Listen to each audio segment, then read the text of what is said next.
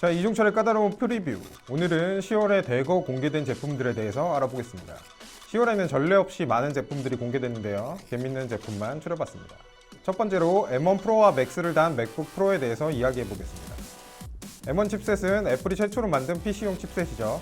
올해 발매돼서 그 성능을 인정받았는데요. 특히 맥북 중 제일 저렴한 맥북 에어가 인텔 프로세서 중 가장 급이 높은 i9 프로세서 맥북 프로보다 높은 성능을 냈었죠. 9세대긴 하지만 굉장한 결과입니다. 그런데 애플은 여기서 그치지 않고 M1 프로와 맥스를 내놨습니다. M1과 같은 설계를 사용하지만 더 좋은 램을 많이 넣었죠. 일반적인 PC와는 구성이 조금 다릅니다. 보통은 CPU와 GPU는 다른 램을 씁니다. 램은 CPU와 GPU가 작업하는 작업 공간이고요.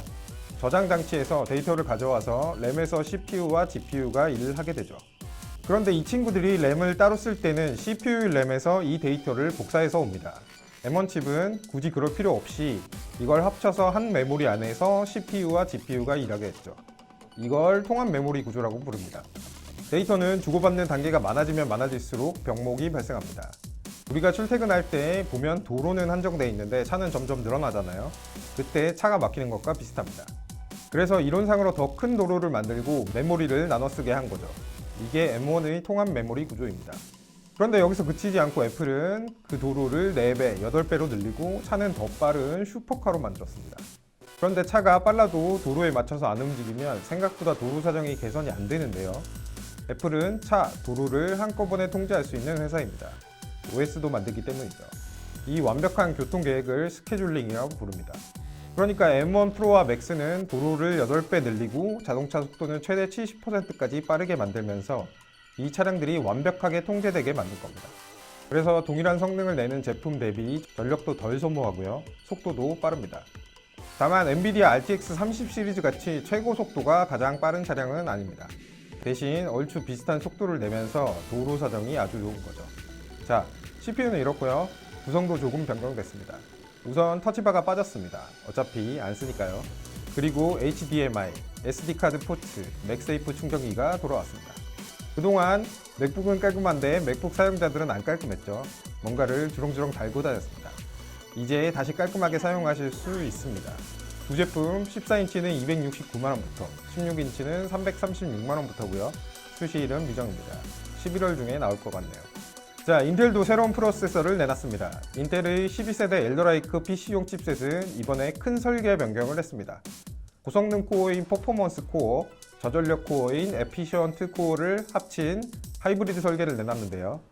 고성능 코어는 포토샵, 영상 편집, 게임 같은 무거운 작업을 담당하고요. 저전력 코어는 항상 켜져 있는 앱도 있죠. 날씨, 뉴스 같은 것들. 보지 않고 있어도 백그라운드에서 돌아갑니다. 에피션트 코어는 이런 걸 담당합니다. 스마트폰과 비슷한 구조죠. 예전에 윈도우 PC는 이렇게 돌아가지는 않았었는데요. 이번에 인텔은 MS와 협의해서 이 구조를 윈도우 11에서 사용할 수 있도록 만들었습니다. 인텔과 MS는 칩과 OS를 각각 만들었기 때문에 애플처럼 도로를 넓힐 수도 있고 차를 빠르게 만들 수도 있죠. 그러나 완벽한 도로 통제는 할 수 없었습니다. 그런데 이번에는 두 업체가 잘 협의해서 스케줄링을 완벽하게 작동하게 했다고 하네요. 인텔 12세대 프로세서에서는 최초로 DDR5 램을 사용할 수 있습니다. DDR5는 아주 빠른 램이라고 보시면 됩니다. 현재 쓰는 DDR4의 최고 속도가 초당 3200Mb인데요. DDR5는 최저 속도가 3200입니다. 최고는 8400까지 올라가고요. 보통 2배 정도 속도를 낸다고 합니다. 그러면서 전력은 더 적게 먹습니다. 좋은 제품이긴 한데 당분간은 전세계 반도체 수급 부족 상태이기 때문에 구하기 어렵거나 비쌀 겁니다.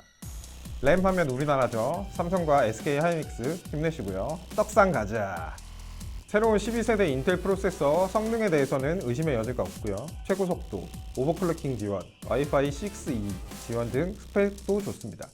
AMD 제품이 어떻게 나오냐에 따라서 다르겠지만 우선 지금까지는 아주 좋은 상태입니다. 11월 4일 정식 출시됐습니다. 해외에서는 구글이 M1 프로세서처럼 자체 제작한 프로세서를 단 픽셀 6를 발매했습니다. 이 픽셀은 구글 자체 제작 폰 브랜드입니다. 주요 특징은 좋은 성능을 보이면서 비교적 저렴한 거죠. 픽셀폰은 삼성처럼 좋은 하드웨어 위주로 구성된 폰도 아니고 애플폰처럼 비싼 폰도 아닙니다. 그러면 어떻게 성능을 보장하느냐 하면 AI로 떡칠해서 성능을 끌어올립니다. 구글의 자체 제작 칩 텐서도 AI의 강점을 보이는 칩셋이죠. 이렇게 아주 비싸지는 않은 하드웨어를 넣으면서도 AI가 많은 작업을 처리하기 때문에 비교적 저렴하게 쓸 수 있는 거죠. AI가 어디에 쓰이느냐 하면 주로 이미지, 영상 처리에 쓰입니다. 밤에 사진을 찍었는데 밝게 나오는 나이트샷을 대유행시킨 게 구글의 픽셀폰이죠. 구글은 그렇게 성능이 뛰어나지 않은 카메라로도 좋은 야간 사진을 만들어냈습니다. 픽셀6는 여기다가 좋은 카메라를 넣었습니다. 원래는 1000만에서 1200만 정도를 썼는데요. 이번에는 4800만, 5000만 같은 고화소 렌즈를 넣었고요. 빛을 2.5배 더 많이 받아들이는 이미지 센서를 사용했습니다. 이렇게 좋은 하드웨어에 AI가 떡칠되다 보니 좋은 사진 모드가 많이 나왔죠. 예를 들어 배경에서 잘못 찍힌 사물을 지우는 매직 이러이저, 흔들린 얼굴을 또렷하게 해주는 페이스 언블러, 움직이는 부분만을 파악해서 역동적으로 만들어주는 모션 모드 등이 포함됐습니다. 그리고 어두운 피부를 하얗게 만들지 않고 자연스럽고 예쁜 사진을 만들어주는 리얼톤 모드도 선보였습니다. 보통 저처럼 피부가 어두운 사람은 얼굴을 하얗게 하면 배경이 귀신 들린 것처럼 되고, 배경을 어둡게 하면 얼굴이 맛이 갑니다. 사람을 화면에서 인식해서 사람 피부톤을 살리고 배경은 그대로 두겠다는 거죠. 이걸 HDR이라고 부르는데요. HDR은 원래부터 AI가 굉장히 잘 훈련되어야 좋은 결과물이 나옵니다. 그리고 그 훈련을 가장 많이 잘 하는 회사가 구글이죠. 이번에는 특별히 동영상에도 좋은 HDR 결과물을 보여준다고 하네요. AI를 떡칠해서 음성 인식도 많이 발전했습니다. 억양과 사투리도 인식하는 보이스 타이핑을 거의 실시간으로 가능하도록 했고요. 전화할 때 상대방의 말을 글자로 받아 적어주는 콜스크린 기능도 들어갔습니다. 대화를 듣기 어려운 분들에게 굉장히 좋겠죠. 비슷한 기능을 활용해서 통역사 모드도 선보였죠. 지금 화면에서 말하고 있는 사람은 설레지 않으면 버려라 고 하는 곤도 마리에. 이 곤도 마리에가 미국에서 굉장한 인기를 얻고 있는데요. 안 설레서 남편도 버렸다는 사람이 있을 정도죠. 이 곤도 마리에가 일본어로 아주 빠르게 말하고 있는데도 통역이 잘 됩니다. 앞으로 외국인이 길물을 보면 더 이상 도망은 안 가도 될 것 같습니다. 이번에 픽셀 6는 프로 버전도 나오는데요. 줌 렌즈, 조금 더 큰 화면 등이 포함됩니다. 가격은 $699, $899고요. 우리나라 돈으로 하면 약 82만원, 105만원입니다. 이제 별로 안 저렴하네요. 그래도 갤럭시 아이폰보단 저렴하니까 우리나라에서 살 수 있었으면 좋겠습니다. 자, 소프트웨어에서는 어도비 CC가 2022 버전으로 업그레이드 됩니다. 매년 포토샵은 눕기 따는 기능을 강화하는데요. 이제는 오토마스크 기능으로 사물 위에 커서를 가져가면 선택해주고 오브젝트를 복붙하거나 배경을 지울 수 있습니다. 그런데 매년 눕기 따는 건 나는 지는데 결국 배경에 브러쉬를 대야 합니다. 언젠가는 아예 안 되는 날이 오면 좋겠네요. 어도비도 요즘은 AI로 떡칠을 하기 때문에 사진을 찍으면 그 사진이 어떤 사진인지 빠르게 분석을 합니다. 그래서 낮 사진을 밤으로, 아니면 파란 사진을 노란색으로 이렇게 자유자재로 바꿀 수 있는 모드가 들어갔습니다. 심지어 흑백 사진도 칠해줍니다. 신기하죠? 반가운 소식이 있는데요. 일러스트레이터 레이어를 포토샵으로 복사해서 가져올 수 있게 되었습니다. 편집도 바로 가능하고요. 일러와 포토샵 모두에서 쉽게 3D 편집이 가능해졌습니다. 프리미어 프로는 지난해부터 자막을 자동으로 쳐주는 스피치 투 텍스트 기능을 베타 버전으로 선보였는데요. 올해는 더 빠르고 정확하게 자막을 쳐준다고 합니다. 그리고 타임라인을 예쁘게 정렬해주는 모드가 들어갔고요. 이 상태로 다른 직원들에게 공유해주면 직원들이 보기 편하겠죠. 그런데 덕지덕지 붙여놔야 일한 티가 더 나니까 저는 안 쓸 겁니다. 애프터 이펙트에서는 사전에 렌더링하는 방식이 도입되었습니다. 애플 파이널 컷이 사용하는 방식인데요. 컴퓨터에 입력이 없을 때 미리 렌더링을 돌려놓으면 컴퓨터를 볼 때마다 새로 렌더링을 안 해줘도 되는 장점이 생기죠. 아주 좋은 업데이트입니다. 사실 지금 에펙을 돌리면 컴퓨터가 터질 것 같은데 그런 점이 사라지겠죠. 단점은 파이널 컷처럼 매번 렌더링된 파일이 쌓여서 용량이 폭발합니다. 용량이 점점 더 폭발하면 어도비 클라우드 요금을 올려야 하겠죠. 현명하네요. 256기가 정도는 영상 하나 편집하면 뚝딱 써버립니다. 대신 컴퓨터 사양이 조금 떨어져도 커버가 됩니다. 어도비는 프리미어 프로 외에도 프레임을 인수해서 실시간 영상 편집 협업 툴도 선보이고 있죠. 영상 타임라인에 의견을 달 수 있는 프로그램입니다. 유능한 사람들과 일할 때는 최고의 소프트웨어, 무능한 상사와 일할 때는 최악의 소프트웨어가 될 겁니다. 여러분은 이제 X입니다. 자, 삼성은 언팩을 통해서 제품 컬러를 바꿀 수 있는 비스포크 폰을 출시했죠.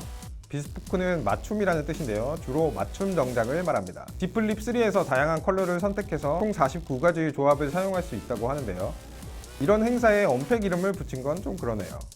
다음 언팩 기대감이 조금 떨어질 것 같습니다. 자, 10월에는 이렇게 굵직한 제품들이 많이 출시됐습니다. 이 제품들을 모두 구매하려면 한 1000만 원 정도 들겠네요. 여러분 모두 이 제품들 살 수 있게 부자 되시고요. 다음 시간에 뵙겠습니다.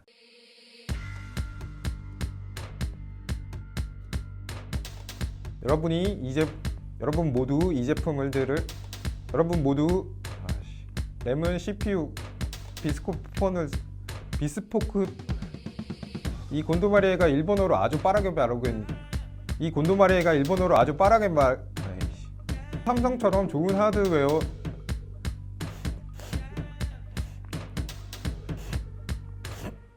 데이터는 주고받은 새로운 인텔